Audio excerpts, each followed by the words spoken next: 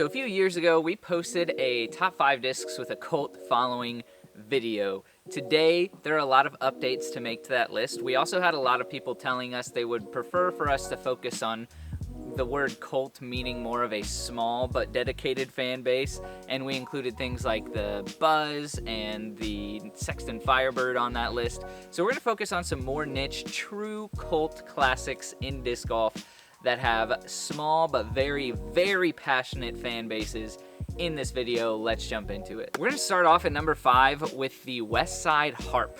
This is a very well-known disc, but over the past couple years, it has been kind of fading into the background in the Trilogy lineup. With Ricky Wysocki's return to dynamic discs, we've seen their marketing over at Trilogy has really been more so focused on slammers, and also their new Royal line Savior is another overstable approach disc. And these discs have really taken the front seat in their marketing campaigns, and a lot of new players that I'm meeting who have started like 2022 or later don't even know the Westside Harp exists. But those who do know the Westside discs Harp exists, those who are OG truthers, are very passionate about their harps. And it is a very cool disc. You can get it in its glow plastic that's gonna be pretty overstable. It's gonna stay overstable. You can also get it in a base plastic for like $8. It's got a really nice shallow hand feel. It starts pretty overstable, but if you get that base plastic, it's gonna beat into a really straight flight, which is very desirable out of most discs. If you can find an overstable one that will beat in, absolute butter. But I think the newer discs coming out of dynamic discs and Latitude 64 that are trying to take the spotlight just make these Westside Harp fans even more dedicated and passionate, but they are unfortunately dwindling in number.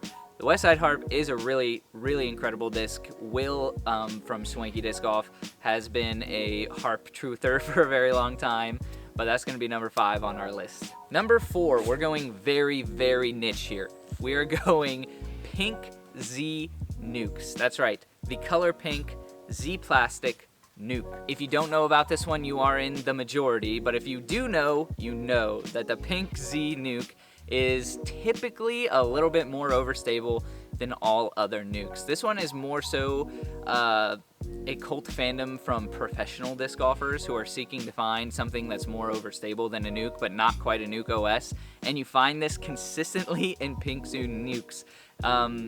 People are very passionate about this. There are professionals who have gone out of their way to say they will only throw pink Z plastic nukes because they are by far the best and the most overstable. So like I said, this is way more niche, probably a much smaller fan base, and there is a weird kind of cultish vibe to the Pink Z Nukes being greater than all of the other ones. They are more overstable. I think that's it though. Pink plastic in most companies tends to come out more overstable.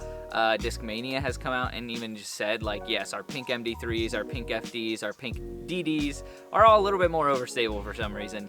They come out flatter. I have no idea what it is about the color pink, but super interesting there. And there is a cult following around Pink Z Nukes. That's number 4. Number 3 on the list. This one is, I think, rising in popularity now. You could really put any gateway discs on this list, and there's a pretty strong cult following for all of them as individual discs, which is funny. We put the Wizard on the last list, but now the Wizard is really popular. It's still definitely cult fandom. Most people will say, yes, I like putting with this putter. It's pretty good. You should try it out. Wizard putters will tell you the Wizard is the greatest thing to grace disc golfers ever. But it's rising in popularity now, and we're jumping to the gateway Shaman for number 3. The Shaman is kind of rising in popularity, I think a lot due to Foundation Disc Golf and creators starting to pick it up.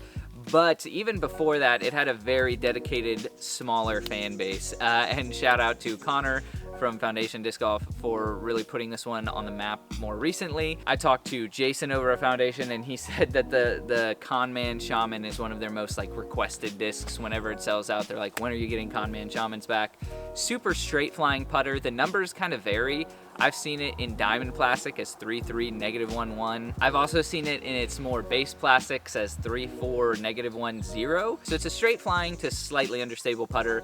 But Gateway fans are unlike any others. They're truly passionate about their company and the company's mission, and the Shaman specifically is a pretty unique slot. Not a lot of people are throwing understable 3 speeds, but the Shaman has enough stability to where it's not a crazy, like it's gonna burn out on you if you put some torque on it and throw it off the tee. Really cool disc, definitely deserving of its dedicated fan base, but it's coming in at number 3 on the list. Number 2 has a very, very dedicated fan base, and I think for good reason. This disc is unlike any other disc in existence, in my opinion. I may be part of the cult following, but we're going with the Discmania Night Strike series. There's 3 of them.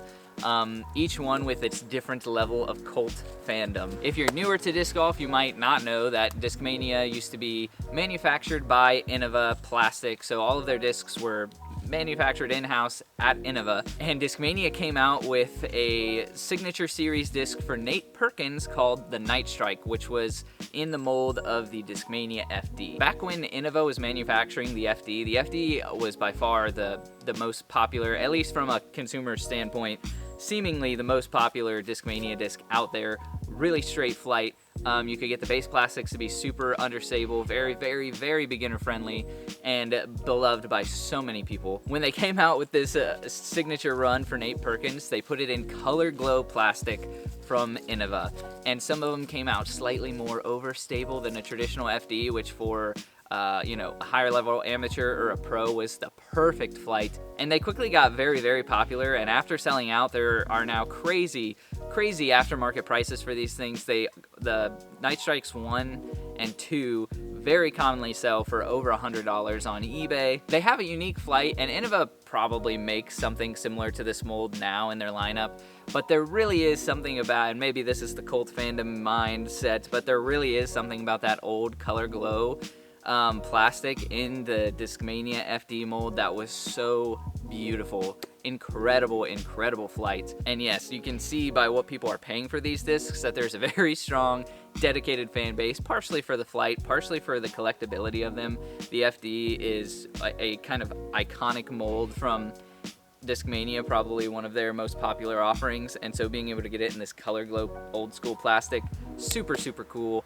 But yes, hardcore dedicated fan base there. We have arrived to number 1. This one I think is an obvious choice for me anyways, to be really passionate cult fan base. But before we jump into it, don't forget to subscribe to the channel, like the video, and let me know what I missed. I know there are a lot of discs out there that have very passionate fan bases. We can shout out anything from Castoplast, of course the Berg, but the Berg is just so mainstream now. Even Berg haters are mainstream now. I don't know, I can't follow the trends anymore. But let me know what I missed in the comments below. And of course, we're posting new content every single week, so be sure to hit the subscribe button. The number 1 disc with a crazy cult following is the Aerobie Epic. Many of you will possibly cringe at hearing that. Others of you will rejoice because you think it's the greatest disc ever, even though it's kind of started out as a meme.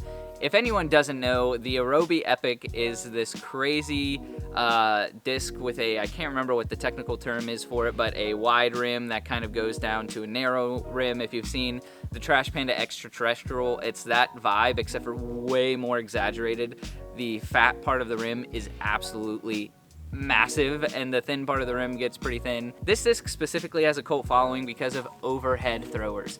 We all have that one guy in our local disc golf scene that only throws overhands, and he can throw them farther than you can throw your backhand, and it kind of makes us upset because they just break the hole sometimes that you're on.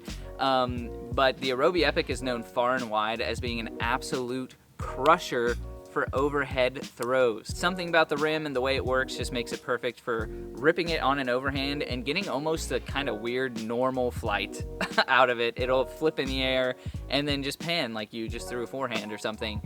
Crazy disc. I think there was a time where they removed it from the PDGA approved discs list. I could be wrong. I thought I remember hearing that. It is currently PDGA approved. They do not make Aerobie Epics anymore. Aerobie Epics are also currently selling on eBay for over $100 for a relatively cheap piece of plastic, but it genuinely does get you a flight like nothing else. So the cult following kind of makes sense, because if you want something that's gonna fly like an Aerobie Epic, it is not repeated, and I think PDGA has gone and said like it cannot be repeated. You cannot make discs like this anymore.